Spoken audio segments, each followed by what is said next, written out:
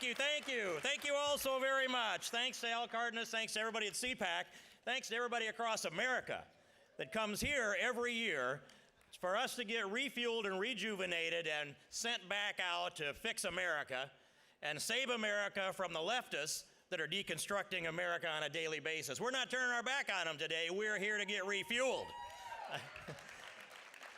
And what is happening to our liberty? I looked around here as I was thinking ahead to what I might say today. And I recall that under Nancy Pelosi's speakership, they came up with this idea that they would have to make us take these curly-Q light bulbs and put them in our lamps in the Capitol. And I insisted on having light in there. And at night, the janitors would come through, which were Nancy's Stasi troops, and screw out those light bulbs, those Edison bulbs, and give me every once in a while curly-Q bulbs. And so I would screw them out and send the interns out to get me some of those good Edison light bulbs.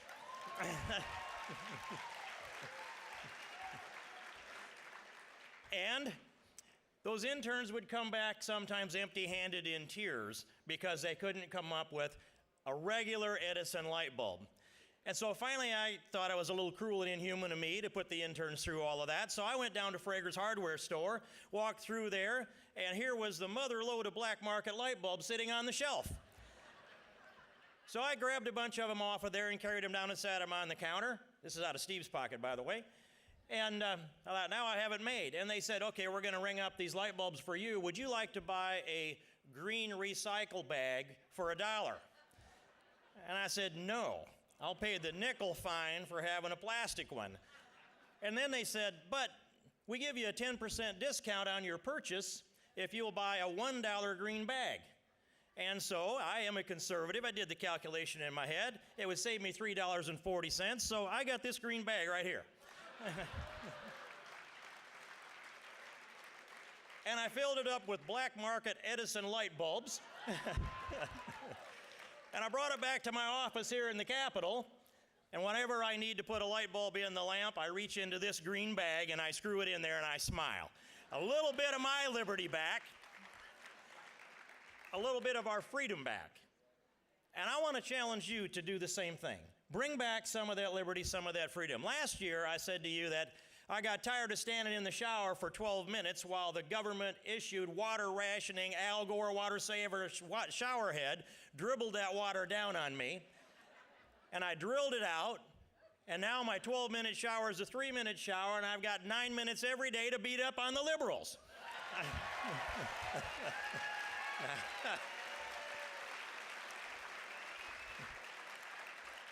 Now, how many of you have drilled out your shower head? Give me a...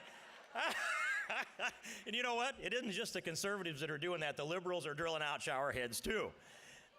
And you've got a 1.6-gallon flush toilet. So now we are a nation of double flushers with designer plungers because the Stasi police from the regulating government have taken away another piece of our liberty and regulated nationwide that the water supply in Tucson is equivalent to the water supply in Steve King's little piece of ground where my well's 6.5 feet deep and never gone dry. I want my liberty back. I look around and I see places like, for example, California. They've banned Happy Meals unless it meets the right quota for calories and fruits and vegetables. And in San Francisco, they prohibit the disparagement of the short, the fat, the tall, and the skinny.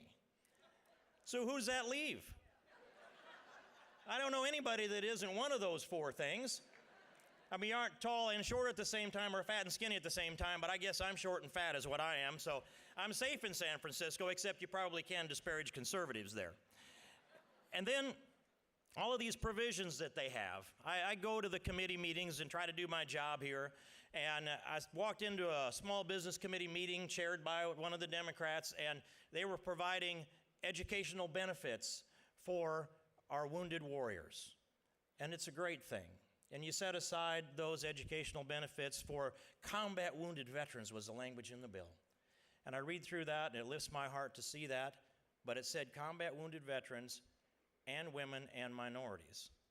And however you want to look at this society, combat wounded veterans need our special honor. And being a woman or a minority doesn't fit you in that category. I'm sorry.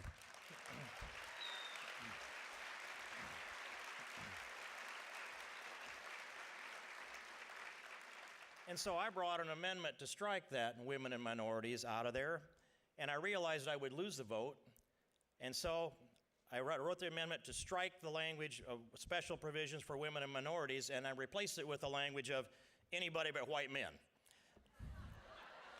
Because that is what it says, but it hurts them when you make them say the truth. And so make them say the truth. They cringe at that. They will say, well, yeah, what you say is the truth, but you didn't have to say it that way. Well, it isn't the saying it that way that makes it hurt. It's the truth that makes it hurt. And we need to give it to them over and over again. California banned lead in sinkers for fishing and lead in bullets for hunting because they figured out that lead can be fatal under certain circumstances.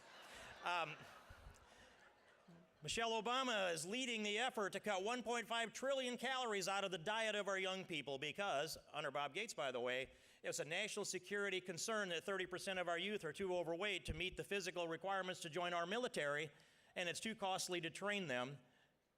Well, just extend basic training a while. Just say, you're here doing push-ups till you make weight. Why is that so hard?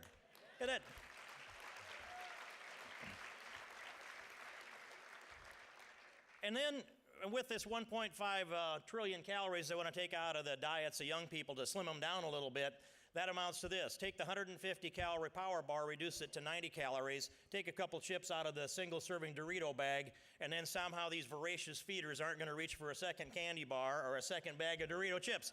They're voracious feeders.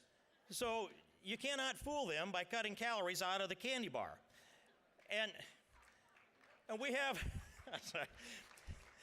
the Secretary of Agriculture, Tom Vilsack. He has this figured out, how to do economic development by food stamp.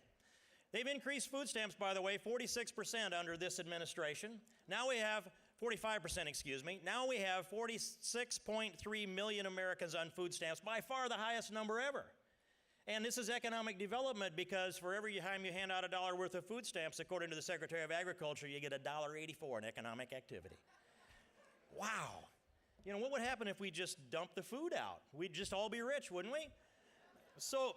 And they had a witness before the Ag Committee to tell us we needed to put more food stamps out, Janet Murguia, the president of La Raza, who testified, I wrote this down, there's also mounting evidence that the overweight and obesity trends in the United States are due, in part, to high levels of food insecurity.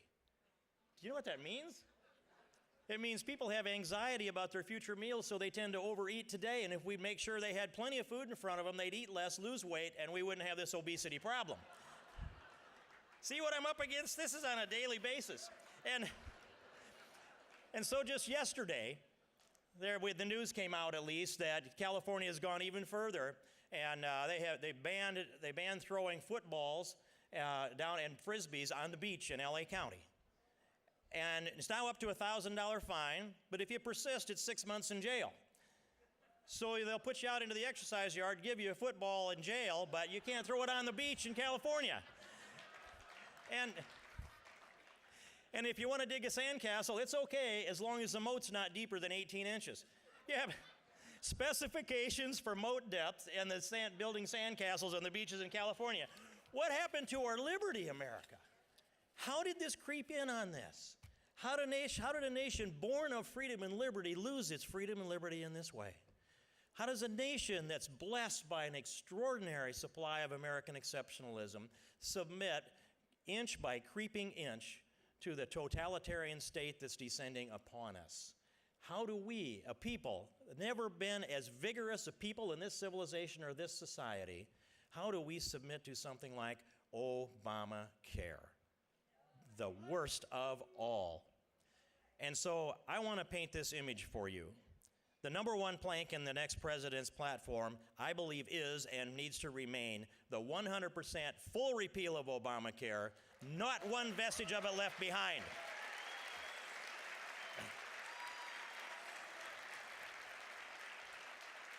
And I want to see the next president of the United States stand at the podium in the West Portico of the Capitol, January 20th, 2013, take that oath of office with pen in hand, as we can put the repeal up there on the podium, you know, by then. To the best of my ability, preserve, protect, and defend the Constitution of the United States. So help me God. Don't wait to shake the hand of Chief Justice Roberts. Sign the repeal of Obamacare right there, January 20th, 2013. Thank you very much. God bless you all. Thanks a lot.